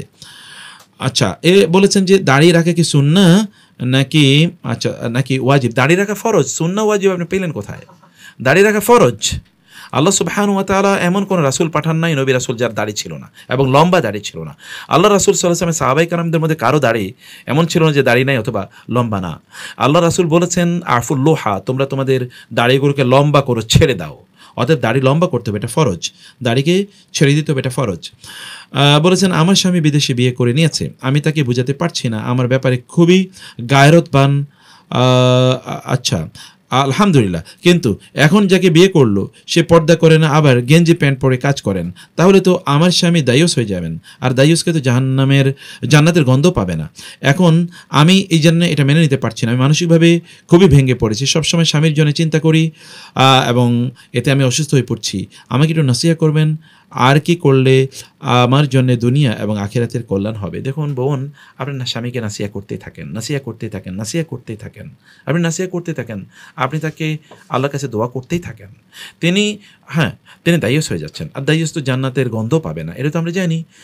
আপনি আপনার স্বামীকে বলতেই থাকুন। তিনি যদি এরপরেও তার মধ্যে এই গায়রাত যদি না থাকে বা তার মধ্যে যদি এতটুকু না থাকে, তাহলে আপনি তাকে ডেকে আপনি তার কাছ থেকে খোলা তালাক আপনি চেয়ে নিতে পারেন। সেটা আপনি না করে আপনি তার কাছে থেকেও যেতে পারেন, যেহেতু আপনাকে সে পর্দার মধ্যে রাখছে, বাকিটা তার পার্সোনাল ইস্যু, সেই ক্ষেত্রে আপনাকে পর্দার মধ্যে রেখেছে, আপনি পর্দার মধ্যে থাকেন। কিয়ামতের দিন এ স্বামী যদি জানাতে না যায় তাহলে আপনার কোনো আপত্তি নেই, আল্লাহ তাআলা আপনার জন্য এর চেয়ে উত্তম কিছু ব্যবস্থা করে রাখবেন ইনশাআল্লাহ। সেটি আল্লাহ সুবহানাহু ওয়া তাআলার মানে সিদ্ধান্ত। আমার এক বন্ধু একজনের হক হরণ করেছে, এখন আমি চাচ্ছি তা পূর্ণ করতে, কিন্তু ব্যক্তি এবং তার আত্মীয় কাউকে খুঁজে পাচ্ছি না, করণীয় কি? সুবহানাল্লাহ, যদি কাউকে খুঁজে না পান তাহলে আপনি সাদাকা করে দেবেন, কোনো সওয়াবের নিয়ত করবেন না। আচ্ছা, যদি এমন কোনো মেয়ে আমার নিকটাত্মীয় এর জন্য দেখা হয় যার চরিত্র সম্পর্কে আমি ভালো করে জানি, যদি তার সাথে বিয়ে হয় তাহলে খারাপ কিছু হওয়ার সম্ভাবনা থাকে, আমি যদি তার চরিত্র সম্পর্কে তাদের জানিয়ে দিই তাহলে এটা গুনাহগার হবে কিনা? না, বিয়ের ক্ষেত্রে অন্য কারো যদি কোনো ত্রুটি বিচ্ছুই থাকে এবং এগুলো জেনুইন হয় তাহলে সেগুলো জানিয়ে দেওয়া উচিত, কারণ একটা বিয়ের মাধ্যমে একটা পরিবারই কেবল না বরং পরবর্তী প্রজন্ম তৈরি হবে, সেক্ষেত্রে আপনি এতটুকু আপনি জানিয়ে দিতে পারেন, কোনো সমস্যা নেই ইনশাআল্লাহ। আচ্ছা, আমার পাশের এক ফ্যামিলি স্বামী স্ত্রী প্রায়ই ঝগড়া করে যে তুই এখনই চলে যা বা এখনই বের হয়ে যা, এভাবে কয়েকদিন বলে, অনেক সময় বলে এটা কি তালাক হয়ে যাবে? না, এটা তালাক হবে না। তালাক যদি সিদ্ধান্ত না দেয় বা আমি তোমাকে তালাক দিয়েছি, মানে অধিকাংশ আলেমরা তারা মনে করেন তালাক শব্দটি উল্লেখ করতে হবে। যেমন হানাফি মাযহাব এবার কেনায় আছে যে তুমি বের হয়ে যাও, স্বামী যদি সিদ্ধান্ত নেয় যে হ্যাঁ আমি তাকে তালাক দিয়েছি তাহলে এটা তালাক হয়ে যাবে। এখন স্বামীকে জিজ্ঞেস করতে হবে তিনি আসলে কি মিন করেছেন। তিনি যদি তালাক মিন করেন তাহলে এটা কেনায়া হবে, কেনায়ার জন্যে সেখানে হুকুম আছে আলাদা, লোকাল আলেমের কাছে জিজ্ঞেস করতে হবে তখন। আদারওয়াইজ আসলে এটা তালাক না, আসলে এটা তালাক হয় না, এটা সাধারণত এরকম স্বামী স্ত্রীর মধ্যে ঘটেই থাকে। আচ্ছা, আমি মমিনুল ইন্ডিয়া থেকে, আমার প্রশ্ন হলো আমাদের মসজিদ অনেক দূরে থাকার কারণে আমি জামাতে নামাজ আদায় করতে পারি না, তাহলে আমি কিভাবে জামাত আদায় করব? মসজিদ দূরে থাকলে তো ভালো আপনার জন্য, কারণ প্রত্যেকটা পদক্ষেপের কারণে আল্লাহ তাআলা আপনার গুনাহ মাফ করে দেবেন, সওয়াব আপনাকে লিখে দেবেন, আপনার মর্যাদা আল্লাহ তাআলা বাড়িয়ে দেবেন। অতএব এটি আপনি গ্রহণ করুন, এই সুযোগ আপনি গ্রহণ করুন। আর যদি এত দূরে হয় যে আপনি যেতে পারছেন না, তাহলে সেখানে আপনি আপনার ঘরে জামাতের ব্যবস্থা করুন, অথবা আপনি একটা আশেপাশে একটা মুসল্লার ব্যবস্থা করুন যেখানে আপনার কয়েকজন নামাজ আদায় করবেন। তবে দূর হলে হেঁটেই যান না, সুবহানাল্লাহ, আল্লাহ তাআলা বারাকা প্রদান করবেন। আল্লাহ তাআলার কাজ আপনি করছেন, আল্লাহ দেখবেন না? অতএব আল্লাহ তাআলা আপনার জন্য অবশ্যই বারাকা এর ব্যবস্থা আল্লাহ সুবহানাহু ওয়া তাআলা করে দেবেন ইনশাআল্লাহ। আচ্ছা, তারপরে বলেছেন নিয়মিত আমল হিসেবে প্রতিদিন মাগরিবের পর সূরা ওয়াকিয়া এবং ফজর নামাজের পর সূরা ইয়াসিন এবং আর রহমান তেলাওয়াত করা যাবে কিনা? না, আপনি নিয়মিত করে এটা তেলাওয়াত করতে পারবেন না, কারণ নিয়মিত এভাবে তেলাওয়াত করার জন্য কোনো দলিল নেই। আপনি এমনিতেই মানে যদি আপনি মাঝে মাঝে পড়েন তাহলে গোটা কোরআনই তো ফাজিলা পূর্ণ রহমত, হেদায়েত এবং হুদা এবং শিফা, ফলে আপনি সেটি পড়তে পারেন। আদারওয়াইজ আপনি কোনো একটা সূরাকে যদি এই সময়ের জন্য খাস করতে চান তাহলে তার জন্য দলিল লাগবে, কিন্তু এখানে কোনো দলিল নাই। তারপর বলেছেন যে আমি একজন ব্যক্তির কাছ থেকে জমি কিনেছিলাম 10%, আমি মেপে দেখি তা 9%, আমি ওই ব্যক্তিকে 9% টাকা দিয়েছি, বাকি 1% টাকা দেই নাই, এটার জন্য কি আমি গুনাহগার হব না? আপনি যতটুকু পেয়েছেন ততটুকু আপনি পয়সা তো তাকে দেবেন, কিন্তু যদি এমন হয় যে দলিলে আছে ধরুন 10%, আবার এখানে আশপাশে তার জন্য রাস্তা গিয়েছে এবং আপনিও সত্যিকার অর্থে রাস্তা দিতেন, কারণ আপনার রাস্তা দেওয়া ছাড়া উপায় ছিল না, তাহলে সেটা 10% ধরেই তাকে তার পেমেন্টটা দিয়ে দেয়া এটি উত্তম ইনশাআল্লাহ। আচ্ছা, তো আমরা বলেছিলাম যে আমরা এরপরে আপনাদের সরাসরি প্রশ্ন নেব। আমার মনে হয় আমরা একটা সরাসরি প্রশ্নের দিকে যাই ইনশাআল্লাহ। কোনো কলার যদি থাকেন তাহলে আমরা জয়েন করবো ইনশাআল্লাহ। আচ্ছা, ওকে, তাহলে আমরা এর মধ্যে আর সোশ্যাল মিডিয়াতে আমাদের বাকি যে প্রশ্নগুলো আছে সেই প্রশ্নগুলো আমরা একটু নেই ইনশাআল্লাহ। আচ্ছা, বলেছেন যে আমার নিকট আত্মীয়ের সুদের লেনদেন করে আমি তার আমার নিকট আত্মীয় সুদের লেনদেন করে, আমি তার বাসায় খেতে যেতে পারবো কি না? আপনি তার বাসায় খাবেন না, আপনি তার সাথে সম্পর্ক রক্ষা করুন যান, কিন্তু আপনি খাবেন না, না খাওয়াটাই আপনার জন্য উত্তম। আপনি কারণ ওয়ালা তাকুল ইল্লা তুআমা তাকিয়িন এরকম একটা বর্ণনা আছে, বর্ণনার মধ্যে দুর্বলতা থাকলেও এটি আসলে মুত্তাকির খাবারই খাওয়া আমাদের উচিত। জি, আচ্ছা, জি, কলে কেউ আছেন? আসসালামু আলাইকুম রহমতুল্লাহ। আসসালামু আলাইকুম ওয়া রাহমাতুল্লাহি ওয়া বারাকাতুহু। হুজুর, আপনার সাথে কথা বলতে এটা অনেক খুশি হলাম। বারাকাল্লাহ ফিকুম। জি, বলুন প্লিজ। আমি আমার বিবাহের 11 দিনের মাথা আমার স্ত্রীকে একসাথে 3 তালাক দিয়ে দিই। এগুলো আপনি ভিডিও দেখি, আপনার 24 মিনিটের ভিডিও দেখি, ওই একটা 24 মিনিট 17 সেকেন্ড একটা ভিডিও আছে যে একসাথে 3 তালাক না 1000 তালাক দিলেও 1 তালাক হবে। এখন কি এটাকে 1 তালাক হবে? না, আমরা বলেছি যে আসলে এটা 1 তালাক হবে, 3 তালাক দিলেও 1 তালাক হবে, এটাই অধিকতর শক্তিশালী মত বলে আমরা মনে করি। তো এটা আমরা এখানে অফ দ্য রেকর্ড বলে দিচ্ছি, কিন্তু আপনি অনুগ্রহ করে লোকাল কোনো আলেমের কাছে যান, আপনি যেই আলেমদেরকে পছন্দ করেন এমন কোনো আলেমের কাছে যান যিনি আপনাকে অবশ্যই কোরআন এবং সুন্নাহ মোতাবেক আপনাকে সিদ্ধান্ত প্রদান করবেন, এমন আলেমের কাছে যান, ইনশাআল্লাহ আপনি এটার উত্তর পেয়ে যাবেন ইনশাআল্লাহ। তো বারাকাল্লাহ ফিক। এর মধ্যে আমরা আরেকটু বলে রাখি যে আপনারা যারা সোশ্যাল মিডিয়াতে আমাদেরকে কমেন্ট করছেন, আমরা ইনশাআল্লাহ আবার কিছুক্ষণ পরে আপনাদের সবগুলো প্রশ্নের উত্তর দেওয়ার চেষ্টা করবো ইনশাআল্লাহ। জি, আর কেউ লাইনে আছেন কিনা? ওকে, তাহলে আমরা এর মধ্যে সোশ্যাল মিডিয়াতে যে প্রশ্নটি দেখেছি, একজন বলেছেন যে আমাদের মসজিদে খুতবা নিয়ে ঝামেলা চলছে, কেউ বলছে 2টি খুতবা, আবার কেউ বলছেন 3টি খুতবা, আসলে খুতবার নিয়ম কি? খুতবা তো দুটোই, খুতবা 3টি আসলো কোত্থেকে? খুতবা তো হবে দুটো, কিন্তু আমরা এখানে খুবই আনফর্চুনেটলি যেটা আমরা দেখতে পাই যে খুতবা দিচ্ছে দুটো, কিন্তু তার আগে একটা বয়ান দিচ্ছে, তার ফলে কেউ কেউ মনে করছেন আগে একটা খুতবা হলো পরে আরও দুটো খুতবা হলো। এই সিস্টেমটাকে কল্যাণকর কিনা আমি আমাদের আলেমদেরকে বলবো যে সিস্টেমটা নিয়ে ভাবা দরকার। আলেমরা যেটা মনে করেন যে আরবিতে কথা বললে লোকেরা আরবি ভাষার প্রতি তাদের ভালোবাসা তৈরি হবে, আসলে এটা কোনো দিনই তৈরি হয় না। আসলে আরবি শুনলে ভালোবাসা তৈরি হয় না। তাইলে এই যে 30, 40, 50, 100, 200 বছর পর্যন্ত মানুষ আরবিতে খুতবা শোনে, কিন্তু বাংলাদেশে অধিকাংশ মানুষ তাদের বাচ্চাদেরকে তারা স্কুলে পড়ায় বা তারা কলেজে পড়ায়, যেখানে আরবি নাই, যেখানে কোরআন সুন্নাহ নেই, সেখানে তারা পড়াচ্ছে। তো এই খুতবা শুনে কি তাদের আরবির প্রতি ভালোবাসা তৈরি হয়েছে? তারা অধিকাংশ কোরআনই মানে তেলাওয়াতই করতে জানে না। 95% মানুষ কোরআন তেলাওয়াত করতে জানে না। আর যারা জানে তাদের মধ্যে 99.99% লোক তারা কোরআন বোঝে না। তাহলে আমরা এই আরবি বুঝে লাভ কি? ফলে মানুষকে আসলে নাসিহা, আর আমরা যখন আরবিতে খুতবা দেওয়া শুরু করি তখন কেউ বোঝে না, আর যখন আমরা বাংলা বহন করি তখন কেউ নাই সেখানে, বা খুব কম সংখ্যক লোক আছে। ফলে এই সিস্টেমটা আসলে কল্যাণকর না, এই সিস্টেমটা কল্যাণকর না। জি, কে আছেন লাইনে? আসসালামু আলাইকুম রহমতুল্লাহ। জি, বলুন। আসসালামু আলাইকুম রহমতুল্লাহ। আমার প্রশ্ন দুটা। একটা হলো যে আমার শালার বয়স 12 বছর, কিন্তু খুবই দুষ্ট, মাদ্রাসা দিচ্ছি, খালি মানুষের বাসায় চলে যায় মাদ্রাসা থেকে, টাকা চুরি করে, খুব গোপন প্রকৃতির, মাইক দিল স্বীকার করেন। এখন আমার শাশুড়ি খুব চিন্তিত ওকে নিয়ে, কোনো কথাই শুনে না, তাদের জন্য একটু উপদেশ দিবেন। আর আরেকটা জিনিস হলো, আমার স্ত্রী কোরআন পড়ে তার উদ্দেশ্যে দিতে যাচ্ছে, তো সেটা দেওয়া যাবে কিনা? খুবই ভালো প্রশ্ন। আমাদের ভাইয়ের দুটো প্রশ্ন। একটা প্রশ্ন হলো যে তার একজন নিকটাত্মীয়র কথা বলেছেন, মাদ্রাসায় দিয়েছে, কিন্তু তার চরিত্রটা এমন হয়ে গেছে যে দুষ্টমি করে মানুষের বাসায় যায়, হাবিজাবি নিয়ে আসে। এই জন্যে করণীয় হচ্ছে 1 নম্বর, আমার মনে হচ্ছে তার জন্য একটা রুকিয়ার ব্যবস্থা করেন কাইন্ডলি। তার একটু রুকিয়া করেন, কোনোভাবে তার প্রবলেমটা কোথায় তৈরি হয়েছে এটি একটু দেখেন। 2 নম্বর বিষয় হচ্ছে যে মাদ্রাসা তাকে দিয়েছেন, যে বন্ধুবান্ধবের আড্ডায় সে পড়েছে, এখান থেকে তাকে একটু উইথড্র করার চেষ্টা করুন। এমন একটা জায়গা দেন যেখানে এইরকম বন্ধুবান্ধব নাই, অথবা আপনার যে এলাকায় থাকতেন এই এলাকাটা দ্রুত মানে হিজরত করুন। এটা কিন্তু হিজরত করতে হয়, আপনি জানেন। আল্লাহ মানে আল্লাহ তাআলা বলেছেন যে যখন তাদেরকে বলা হয় তোমরা কেন ইবাদত করতে পারলা না, তখন তারা বলবে যে আমরা আসলে ইত্যাদি অজুহাত প্রদান করবে। তখন আল্লাহ বলবেন আলাম তাকুন আরদুল্লাহি ওয়াসিআতুন ফাতুহাজিরু ফিহা, তোমরা ওইখান থেকে ভালো জায়গায় চলে যেতে পারলা না, যেখানে দিনদারি আছে, মসজিদের কাছে একটা দিনী পরিবেশ, ভালো মানুষ আছে, এরকম একটা জায়গায় আপনারা চলে যান, তাইলে এই সমস্যার সমাধান হয়ে যাবে ইনশাআল্লাহ। আর দ্বিতীয় প্রশ্ন ছিল যে ওনার স্ত্রী কোরআন তেলাওয়াত করেছেন, এখন এটা কাউকে বকশে দিতে চান, আমাদের যেটা বলে ইসালে সওয়াব। আসলে ইসালে সওয়াবের সিস্টেমটা আসলে কোরআন এবং সুন্নাহ দ্বারা শক্তিশালীভাবে সমর্থিত না, যদিও এই ব্যাপারে কিছু মতামত আছে। আমরা আপনাদেরকে বলবো যে ইসালে সওয়াবের প্রয়োজন নেই, যে আপনি ইবাদত করেছেন অমুকের জন্য বকশে দেবেন না, বরং আপনি ইবাদত করেছেন আপনি সওয়াব পাবেন, অমুকের জন্য দোয়া করুন। মুমিনদের জন্য আমাদের মূল কাজ হচ্ছে দোয়া করা। ওয়াল্লাযিনা জাউ মিন বা'দিহিম ইয়াকুলুনা রব্বানা ইগফির লানা ওয়া লিইখওয়ানিনা আল্লাযিনা সাবাকুনা বিল ঈমান, যারা পরে আসে তারা পূর্ববর্তীদের জন্য আল্লাহর কাছে দোয়া করে এভাবে বলে যে হে আল্লাহ, যারা ঈমান নিয়ে গত হয়ে গেছেন তুমি তাদেরকে ক্ষমা করে দাও।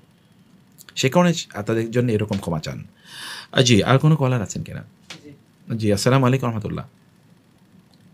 আসসালামু আলাইকুম। ওয়ালাইকুম আসসালাম ওয়া রাহমাতুল্লাহি ওয়া বারাকাতুহু। জি বলুন, শুনছি। এটা হচ্ছে মুক্তার আহমেদ স্যারের প্রশ্ন উত্তর পাবো না? জি জি, হ্যাঁ জি বলুন, শুনছি। যে স্যার কি আমার সরাসরি কথা শুনতে পাচ্ছেন? হ্যাঁ আমি শুনতে পাচ্ছি, বলুন প্লিজ। যে আচ্ছা, ওই যে বলছি যে হচ্ছে, আপনি কি স্যার বলছেন? জি বলছি, বলছি, হ্যাঁ বলছি। জি জি জি স্যার বলছি। আচ্ছা, এই যে বলা হয় যে আল্লাহ সুবহানাহু ওয়া তাআলা, একটা কথা আছে যে আল্লাহ যা করেন আমাদের ভালোর জন্য করেন। মানে একজন লোক দেখা যাচ্ছে গোনা করছেন, এবং সেই গোনার কারণে তিনি হচ্ছে মানে এমন কোন জঘন্য পাপ করছে, বা নিজের দেখা যাচ্ছে যে মদ খাইছে, আমি এমনি উদাহরণ দিচ্ছি, এখন তার লিভারের সমস্যা হয়েছে, অথবা তার হয়তো কোনো ধরনের মানে এই কারণ ঘটিত কোনো রোগ হয়েছে। এখন আমি যদি বলি যে আল্লাহ যা করছে ভালোর জন্য করছে, মানে এই কথাটা কি শুধুমাত্রই প্রচলিত কথা, নাকি মানে এটা এর কোনো ইসলামী দলিল বা ব্যাখ্যা আছে আর কি?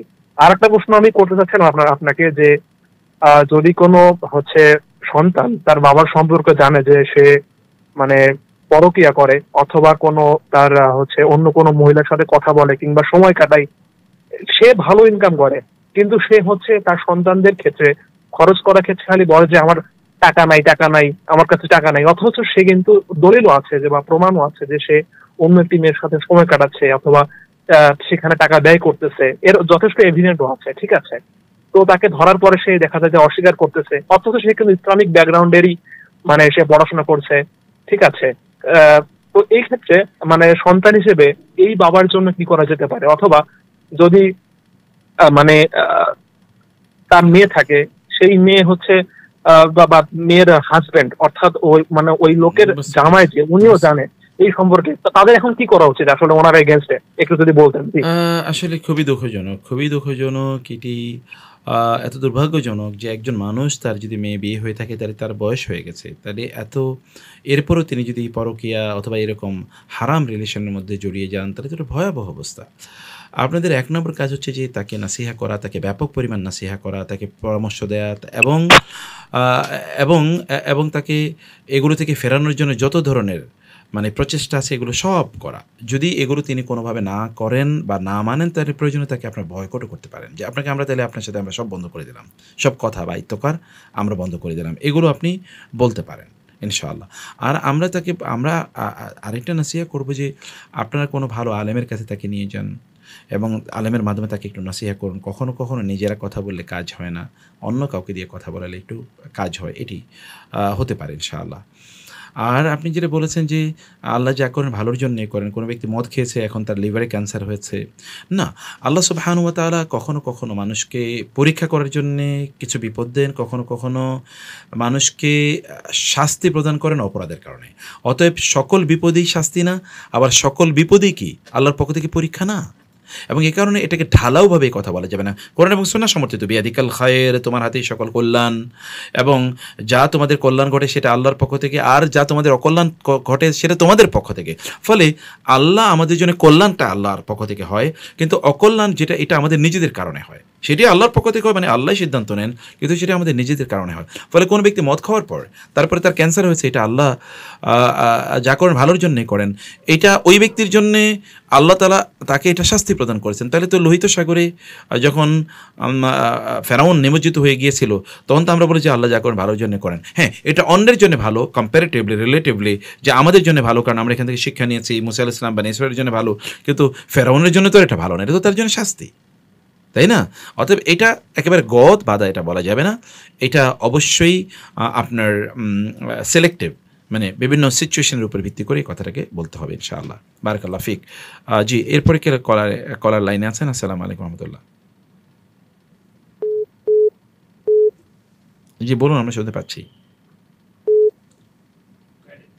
আচ্ছা, ওকে। তারপরে আমাদের এর মধ্যে একটা প্রশ্ন বারবার এসছে। আচ্ছা, জি শুনতে পাচ্ছি, বলুন।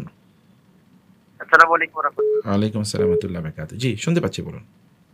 আমার পরিচয় দিতে চাচ্ছি না। আমি আমার জীবনে এমন কোনো পাপ করিনি যে পাপ বলার মতো না। মানে আমি আমার নিজের হক নষ্ট করেছি, আমি আমার রবের হক নষ্ট করেছি, এবং আমি আমার আত্মীয় নষ্ট করেছি। আল্লাহ। পাশাপাশি আশেপাশে যত দোকান আছে, বিভিন্ন জন অনেকে হক নষ্ট করেছি, বিভিন্ন টাকা লেনদেন করেছি, বাকি খেয়েছি, যাদেরকে এখন আমি চিনিও না, জানিও না।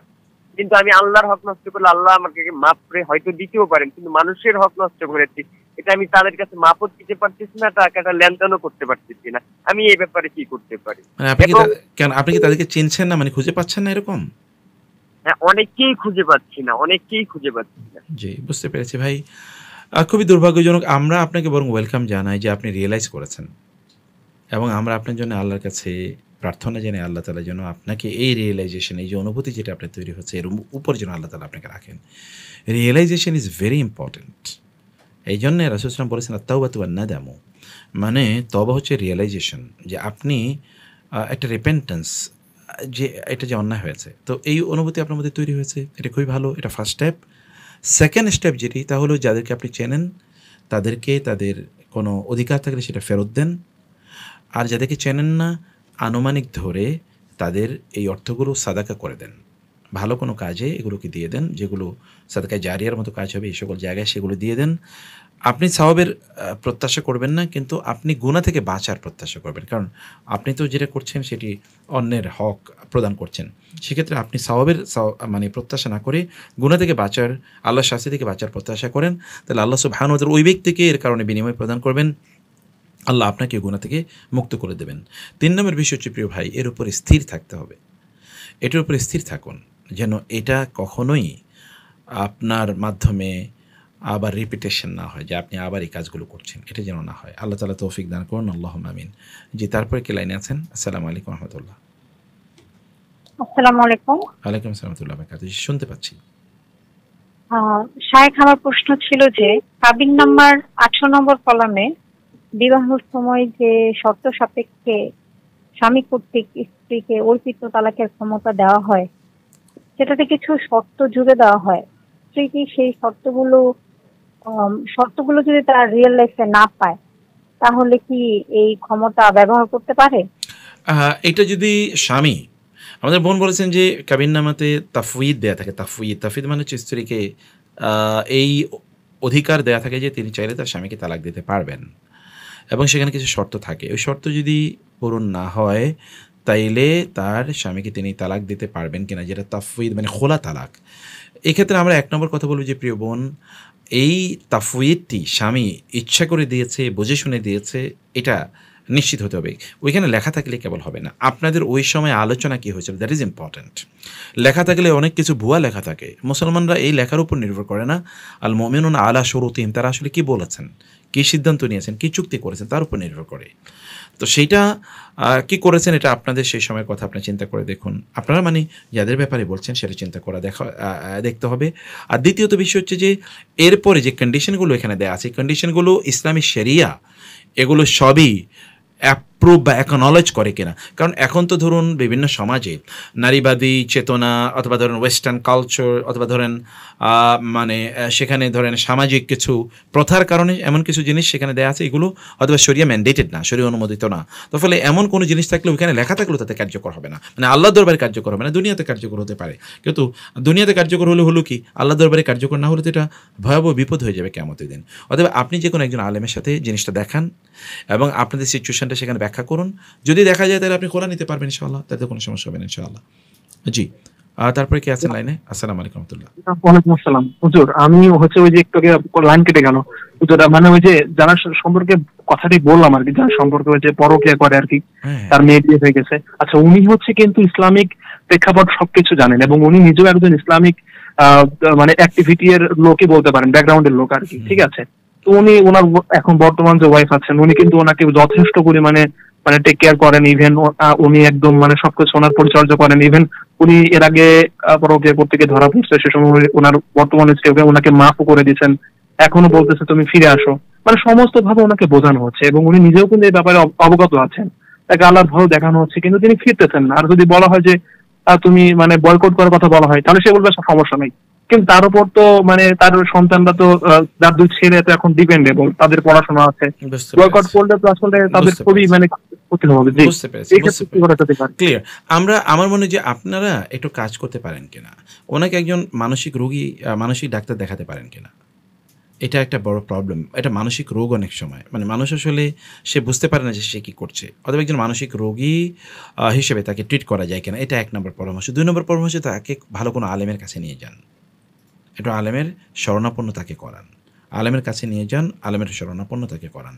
3 নম্বর বিষয় হচ্ছে যে যেই জায়গাগুলোতে এই ঘটনাগুলো ঘটছে এখান থেকে তাকে একটু দূরে রাখা যায় কিনা, তাকে একটু এঙ্গেজ করা যায় কিনা। ধরুন একটু বেশি বেশি তাকে আপনাদের পারিবারিক কাজে একটু এঙ্গেজ করানো যায় কিনা। দেখেন, এই এঙ্গেজমেন্টটা যত বেশি তৈরি করা যায়, তাইলে আমার মনে হচ্ছে যে কিছুটা সমস্যার সমাধান হতে পারে।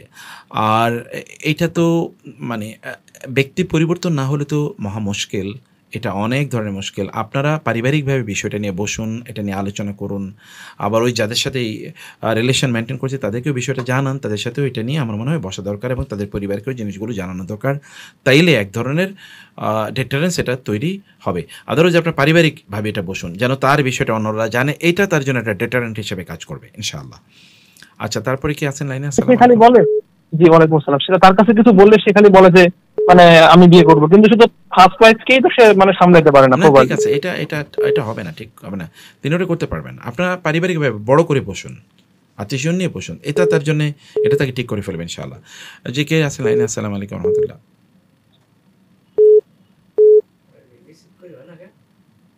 হ্যাঁ শুনছি, বলুন। আসসালামু আলাইকুম রহমতুল্লাহ। আচ্ছা আচ্ছা, এর মধ্যে আমরা যেটা দেখেছি যে একজন প্রশ্ন করেছেন, এগুলো অনেকগুলো প্রশ্ন চলে এসেছে। আচ্ছা, বাজারে যে মেসওয়াক পাওয়া যায় সেটি দিয়ে ব্রাশ করলে বা মেসওয়াক করলে সুন্নত পালন হবে কিনা? কেন হবে না? ইনশাআল্লাহ মেসওয়াক করলে আপনার সুন্নত পালন হবে ইনশাআল্লাহ। আচ্ছা, কলার আছেন। জি, আসসালামু আলাইকুম রহমতুল্লাহ। আসসালামু আলাইকুম ওয়ালাইকুম স্যার। আসসালাম। জি বলুন প্লিজ। স্যার, আমার প্রশ্ন হচ্ছে, আমরা ঋণের মধ্যে জড়িত প্রায় 6 থেকে 7 বছর। এর মধ্যে হচ্ছে মানে কোনো বারাকা পাচ্ছি না, প্লাস ঋণ মানে আমার হাজবেন্ড হচ্ছে উনি জব করে 12,000 টাকা বেতন পায়। এখানে আসলে মানে সাংসারিক খরচ প্লাস আদার্স হয় না, বরং ঋণ হয়ে যায়, এবং ঋণ শোধ করার মতো আমাদের এক্সট্রা কোনো জমি জমা বা কোনো কিছু কোনো কিছুই নেই, এরকম কোনো অপশনই নেই। বুঝতে পেরেছি। এটা নিয়ে আমরা অনেক হতাশ যে কিছু হচ্ছে না। আমার হচ্ছে দেবর আছে, ও হচ্ছে ভিডিও এডিটিং এর কাজ করে, সে অনেক টাকা পায়, কিন্তু ধার চাইলেও বড় অ্যামাউন্টের ধার চাইলে ও দিতে চায় না। বুঝতে পেরেছি বোন। আচ্ছা, অথচ আমাদের খবরও নেয় না যে আমরা বাইরে থাকি, বাচ্চা পড়াশোনার জন্য খেয়ে থাকি না খেয়ে থাকি, মানে অনেক কষ্ট হয়। বুঝতে পেরেছি। বুঝতে পেরেছি বোন, আমাদের বোনের কষ্টের কথা, এরকম অনেকেরই কষ্টের কথা আছে। আমি বোন আপনার জন্য দুটো কথা বলবো। এর মধ্যে একটা হলো যে আপনি একটু সাদাকা করুন। আপনি বলবেন কি দিয়ে সাদাকা করবো? সংসারে যে চলে না তা থেকেই করুন, একটু সাদাকা করুন, এটা আপনার বারাকা আনবে। আপনি কোন দিক থেকে যে আল্লাহ তাআলা আপনার ইনকামের ব্যবস্থা করে দেবেন আপনি জানেন না, বারাকা এর জন্যে সাদাকা করুন যতটুকু সম্ভব, 5 টাকা 10 টাকায় করুন, তার চেয়ে বেশি করার প্রয়োজন নেই, কিন্তু এতটুকু করুন। 2 নম্বর, আপনার স্বামীকে বলুন তিনি যেন একটু ওই জবের বা যে কাজ করছেন তার বাইরে এরপর এক্সট্রা সময়টা, তিনি তবে ধরেন 7-8 ঘন্টা বা 8-10 ঘন্টা জব করেন, বাকি সময়টা আর 14 ঘন্টা 16 ঘন্টা তিনি করেন কি, ওই সময় এক্সট্রা কিছু কাজ করুক, কোথাও গিয়ে একটু মানে তিনি নিশ্চয়ই সন্ধ্যা বাসায় ফিরে আসেন, তাই না? অথবা সকালে তিনি একটু পরে যান, তাহলে সকালবেলা তিনি একটু কাজ করুন অন্য কিছু, প্রয়োজনে ফেরিগিরি করে ধরেন ফুটপাতে কোনো কিছু বিক্রি করা বা ছোট্ট একটা দোকান মেনটেন করা, এরকম কিছু কিন্তু করতেই পারেন ইচ্ছা করলে। কম পুঁজি দিয়ে করুন, 10,000 টাকা দিয়ে করুন, মানে যেমন একটু পণ্য বিক্রি করা ছোট, এটা করতে পারেন, বা অনলাইনে কিছু জিনিস বিক্রি করতে পারেন, তিনি বাসা থেকে করতে পারেন, এমন কিছু একটা আয়োজন আপনারা করেন। আপনারা একেবারেই তার উপর নির্ভর করবেন না, এর মধ্যে আপনারা আয় ইনকামের একটু রাস্তা তৈরি করতে পারেন ইনশাআল্লাহ, এটা আপনাদের জন্য কল্যাণকর হবে। আচ্ছা, জি, ওয়ালাইকুম আসসালাম ওয়া রাহমাতুল্লাহি ওয়া বারাকাতুহু। জি বলুন, শুনতে পাচ্ছি। আমাদের আমাদের মেয়েদের চুলগুলা যে আমরা যে আছে মানে জমিয়ে রাখি, এই চুলগুলো আমরা কি করবো, জমা করার পর আমরা কি করবো চুলগুলাকে? আচ্ছা, দেখুন, আমাদের বোনেরা যে চুলগুলো আঁচড়ানোর পরে যেগুলো পড়ে যায়, এই চুলগুলো আপনারা যদি করতে পারেন তাহলে যে এগুলোকে মানে উন্মুক্ত জায়গায় কোনো ভাগে ফেলে রাখবেন না, কারণ এগুলো দিয়ে জাদুটোনা করা হয়, এগুলো দিয়ে লোকেরা জাদুটোনা করতে পারে। ফলে আপনার যদি এমন হয় যে কোনো একটা বক্সের মধ্যে ধরুন পলিথিন বা এরকম কোনো কিছুর মধ্যে ঢুকিয়ে তারপর এগুলো ডাস্টবিনে অথবা ধরুন ময়লা আবর্জনার সাথে এগুলো ফেলে দেবেন, ইনশাআল্লাহ এটি আপনাদের জন্য উত্তম ইনশাআল্লাহ। জি, কে আছেন লাইনে? আসসালামু আলাইকুম রহমতুল্লাহ। আসসালামু আলাইকুম ওয়া রাহমাতুল্লাহ। ওয়ালাইকুম আসসালাম ওয়া রাহমাতুল্লাহ ওয়া বারাকাতুহু। জি স্যার, একটা প্রশ্ন, এটা হলো আমার একটা রিলেটিভ জমিন মানে রাখছে, জমিন কিনে রাখছে, তো উনি ভয় পাচ্ছে যে এই জমিন কিনে রাখছে যে আমার কাছে টাকা আছে, এটা জাকাত দিতে হবে কিনা। আমি বলছি হয়তো জমিনের ফসলের জাকাত দিতে হবে, কিন্তু যে মূলধনটা দিয়ে টাকা জায়গা রাখছে সেটা দিয়ে দিতে হবে, এটা সঠিক কিনা এটা জানার জন্য। জমিনটা কি জন্য রেখেছেন, উনি কি জন্য কিনেছেন? ইনি ওনার কাছে টাকা আছে, ওই টাকাটা ব্যাংকে না রেখে জমিন রাখছে আর কি, কিন্তু হয়তো কোনো এক সময় হয়তো বিক্রিও করে দিতে পারেন এই ধরনের দাম এক্স্যাক্টলি। তাইলে ওনার যদি আমি কয়েকটা জিনিস বলি তাহলে আপনি মিলিয়ে দেখবেন। 1 নম্বর বিষয় হচ্ছে কারো কাছে টাকা আছে, তিনি ভাবলেন টাকা ব্যাংকে রেখে দেওয়ার দরকার কি, বরং আমি যদি জমি কিনে রাখি তাহলে দাম বাড়বে, তারপরে আমি এটা বিক্রি করে দেবো, আমার প্রফিট হবে, তাইলে এই জমি তার ইনভেস্টমেন্ট, এখান থেকে অবশ্যই জাকাত দেওয়া লাগবে। আর যদি এমন হয় যে তিনি জমি কিনেছেন আসলে বাড়ি করবেন অথবা এখানে ফসল উৎপাদন করবেন ইত্যাকারের উদ্দেশ্যে তিনি করেছেন, এটি তিনি বিক্রি করার জন্য না বা ইনভেস্টমেন্ট আকারে তিনি করেন না, তাহলে এই জমির জাকাত দেওয়া লাগবে না। যদি এমন হয় যে তিনি জমি কেন কিনেছেন তিনি নিজেই জানেন না, তাইলে তাকে সিদ্ধান্ত নিতে হবে তিনি কেন কিনেছেন, সিদ্ধান্তের উপর ভিত্তি করে তারপরে তার জমির জাকাত হবে কি হবে না, ওই যে দুটো ক্রাইটেরিয়া বলেছি তখন সেই 2 ক্রাইটেরিয়া অনুসারে আপনি বলে রাখবেন। ফলে আপনি একেবারে ব্ল্যাঙ্ক চেক দিতে পারবেন না যে তার জমির জাকাত হবে না। আমার মনে হয় তার জমির জাকাত হবে, কারণ তিনি দাম বাড়লে বিক্রি করে দেবেন, এটাই তার উদ্দেশ্য। জি, আর কি আছেন লাইনে? আসসালামু আলাইকুম রহমতুল্লাহ। ওয়ালাইকুম আসসালাম রহমতুল্লাহ বারাকাতুহু। জি শুনছি। আমার এখানে 2টা প্রশ্ন মূলত। শ্বশুর যদি তার ছেলের বউকে কামড় সহকারে ইচ্ছে করে তাহলে ছেলের হারাম হয়ে যায়। আরেকটা হচ্ছে ছেলে যদি তার মাকে কামড় সহকারে স্পষ্ট করে তার মা তার বাবার জন্য হারাম হয়ে যায়। আসলে এটা কতটুকু বুঝতে পেরেছি। এটাকে এবার হুরমাতুল মুসাহারা বলা হয়। এটা সত্যিকার অর্থে কোনো একজন ব্যক্তি যদি তার মাকে অথবা তিনি যদি তার শাশুড়িকে অথবা যদি তার পুত্রবধূকে এরকম যদি স্পর্শ করে তাহলে এটা হারাম হয়ে যায়, কথা একেবারে সত্য। কাম ইত্যাদির মাধ্যমে এটি করলে এটা হারাম হয়ে যায়। তো আপনি যা শুনেছেন তা সত্যই শুনেছেন আপনি।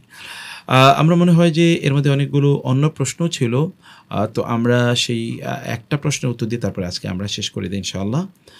বলেছেন যে শ্বশুর তার ছেলের বউকে কামভাব, হ্যাঁ রানা, আপনার তো এই প্রশ্নের উত্তর আমরা দিয়েছি, আমরা এই প্রশ্নের উত্তর দিয়েছি। তো আপনাকে আমরা বলেছি কথা সত্য, এটা হুরমাতুল মুসাহারা, এটি তো গর্হিত কাজ, ভয়াবহ গর্হিত কাজ। মানুষ কীভাবে এত নিচে নামে আমরা তো সেটাই বুঝতে পারি না।